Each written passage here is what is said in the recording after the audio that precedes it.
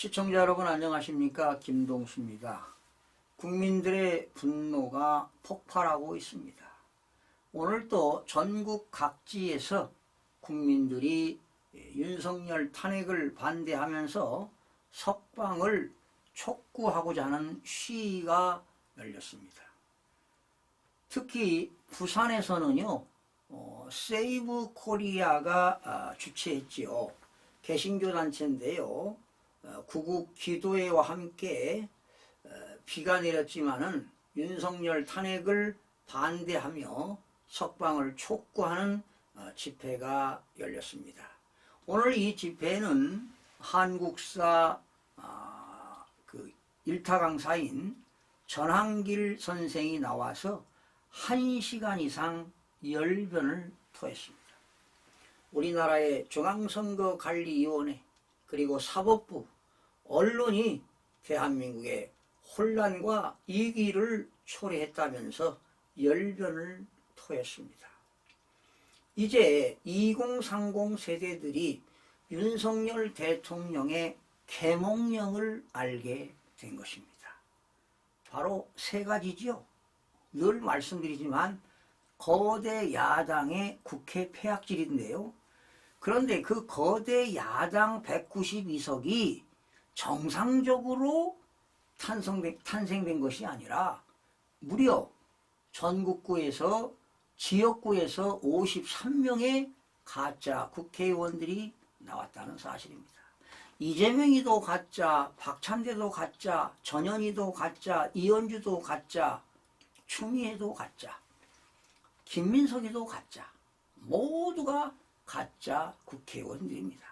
그런 가짜 국회의원들이 입법을 폭주하고 예산을 폭주하고 29번의 탄핵을 남발하고 오로지 이재명 대표의 사법리스크 방탄을 위해서 그들이 행하고 있는 국회 폐악질.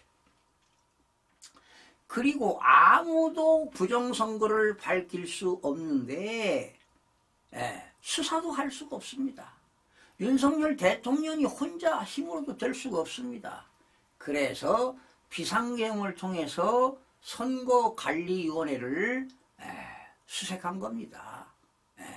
그래서 선관위의 그 공동주택의 그 연수원에서 기숙하고 있는 중국인 간첩들을 긴급 체포해서 압송한 것입니다. 이거 누구나 하겠습니까? 못합니다. 헌법과 개헌법에 의해서 비상계엄만이 할 수 있습니다. 그래서 여러분 국회에 한 280여 명이 국회 개헌군이 투입됐는데 무슨 사건 사고가 발생했습니까? 누가 피를 흘렸습니까? 그리고 국회의원들이 국회의사당에 가서 계엄 해제 요구권 투표를 했습니다, 여러분. 그러면 계엄군들이 그 투표를 못하게 권능을 불가능하게 했습니까? 그렇기 때문에 국헌문란 성립이 안 되고 내란죄가 불성립된다는 것입니다. 윤석열 대통령은 법원에서 반드시 무죄 판결을 받을 것입니다. 그런데 일주일에 3번입니다. 한 번은 형사소송, 형사재판을 받아야 되고 일주일에 2번씩 헌재에 가서 탄핵 심판을 받아야 되니 얼마나 심적으로 고통이 따르겠습니까? 이건 윤석열 대통령이 대한민국을 지키고자 한 목숨 걸고 한 일이기 때문에 아마 훗날 영웅으로 남을 것입니다. 대한민국의 진짜 위대한 대통령으로 남을 거라고 보는 것입니다. 자, 오늘 부산에는 많은 비가 내렸는데도요, 시민들이 진짜 우산을 쓰고 인산이로 집결해가면서 탄핵을 반대하고 석방 촉구를 구호를 외쳤습니다. 그리고 국민의힘 박수영 부산시장 위원장 그리고 김미애 의원 등이 탄핵을 반대하는 연설도 함께 이루어졌습니다. 정말 오늘 1시간 이상의 전한길 선생이 연설을 했는데 정말 감동 감화를 주었습니다. 역사적인 순간이었습니다. 역시 저도 대한민국의 국민으로서 그러한 의인이 나타났다는 것에 대해서 여러분 본인이 1년에 수입이 60억이 넘는 사람이 그것을 포기해가면서 나라를 구하겠다고 나선 것은 진정한 의인이 아니겠습니까? 그러니 하늘이 도와서도 대한민국을 분명히 구해 줄 것이라고 믿어 의심치 않습니다. 이 전한길 선생은요, 야당의 폭압적 그리고 비합리적인 방법으로 탄핵을 소추했다면서, 그리고 윤석열 대통령이 억울하게 누명을 세워서 지금도 서울구치소에서 영어의 몸으로 있다고 하면서 눈물을 금치 못했습니다. 그리고 오늘 사실은 지난 30일이죠.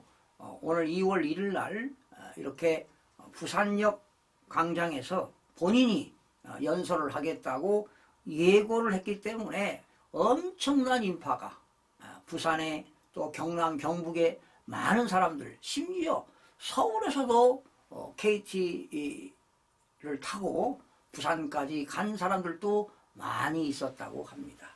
이게 바로 국민들의 여망이 뭡니까? 자유 대한민국을 지키겠다는 거 아니겠습니까? 여러분들이 공산주의를 원하십니까? 자유민주주의를 원하십니까? 누구나가 다 자유민주주의를 원한다고 할 것입니다. 앞으로 이렇게 가다가는 대한민국은 중국의 속국이 될 수 있습니다. 잘못하면 홍콩처럼 아니면 베네수엘라처럼 이렇게 나락으로 떨어질 수 있는 그런 순간에 이렇게 전한길 선생 의인이 나타나서 우리 젊은이들을 일깨워주고 부정선거를 이야기하고 또 우리나라 언론이 잘못됐지요. 편파적인 방송, 편파적인 조중 등의 보도. 그러나 요즘 조선일보가 좀 돌아오는 것 같은 느낌이 들어요. 오늘 또 부산에서 그런 시위가 있었다는 거, 윤석열 탄핵을 반대하고 석방을 촉구하는 그런 시위가 있었다는 것을 오늘 조선일보의 기사를 보면서 몹시 놀랐습니다. 여러분, 그런데 지금 문제가 있어요. 윤석열 대통령 변호인단들이 헌법재판소에다가 투표자 수를 검증해달라고 얘기했는데 헌법재판소가 기각을 시켰습니다. 자, 그 이야기는 뭘 의미할까요? 헌법재판관들이 부정선거가 있다는 것을 잔인한 꼴이 된 거 아니겠습니까? 참 한심한 친구들입니다. 그런데 지금 헌법재판소 재판관 8명 중에서 4명이 지역선거관리위원장을 했어요. 누굽니까? 문영배도 그 진주의 지역선거관리위원장을 했습니다. 그리고 그 지역의 선거관리위원들과 일본에 연수교육도 갔다 오고 말이죠. 그리고 이 문영배는 WWEC 세계선거협의회가 있잖아요. 이 타이틀을 가지고 또 외국에도 2번씩이나 출장을 갔다는 것 아니겠습니까? 그러니 이들이 부정선거가 있다는 걸 알고 있는 거 아니에요? 여러분, 지금 선거관리위원회에 나오는 2017년부터 지난해 2024년 4.10 국회의원 선거까지 선거관리위원회에 나와 있는 홈페이지에 투표자 수, 선거인수, 투표자 수, 원래 선거인수가 있을 거 아닙니까? 거기에 투표한 사람이 있을 거 아니에요? 선거인수와 투표자 수가 다 가짜입니다. 가공된 숫자입니다. 그러니 윤석열 대통령 변호인단이 이 투표자 수를 검증하자 그러니까 못하겠다는 거예요. 기각을 시켰습니다. 이런 도둑놈들이 어디 있습니까? 이제는 헌법재판관이 도둑놈이라는 소리가 나오네. 왜?